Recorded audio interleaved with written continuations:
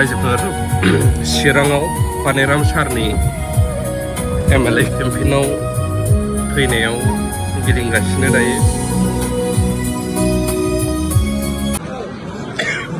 দিনে রাতিয়ে ফটোয়া আজি মোবাইল খুব ভাল য'তে নাযাওঁ তাতে জইন, য'তে নাযাওঁ তাতে জইন, মানে এটি জইনৰ এটা ভিৰ লাগিছে। সেইটো দেখি পেলাই আমি সৰু সমস্যাত আমি ধুনীয়াকৈ মানে ভালকৈ বুজি পাম।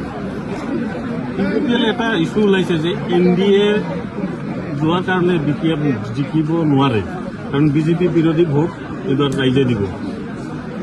তেখেতসকলৰ কথাহে সেইটো।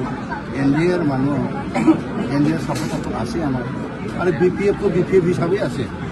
ধৰক মই কাজলগাঁও সমষ্টিৰ কথাই কওঁ, আমি কিমান পাইছোঁ 7,500 ভোট পাইছোঁ, আৰু 7,500 ভোট আমাৰ আছে। আকৌ এতিয়া মানে বিজেপি যদি দিয়ে আৰু বাঢ়িব। জেমছতো তাতে আছে, ইয়াতো আছে, চিৰাঙতো আছে, বহুত আহি আছে। এইবিলাক মানে এনে মানুহবিলাকক নিজৰ কৰ্মীবিলাকক যাতে মন ভাঙি নাযায়, ইয়াৰ কাৰণে মানে বচাই ৰখাটো।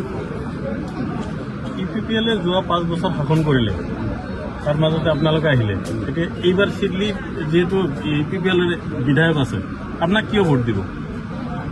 মানে চাওক, আজিকালি মানুহবিলাকক মানে কি কয়, সেইটো মানুহবিলাকে আজি চিন্তা কৰিব পৰা হৈছে, বুজিব পৰা হৈছে। যোৱা 5 বছৰত UPPL কি কৰিছে কৰা নাই সেইটো জানে।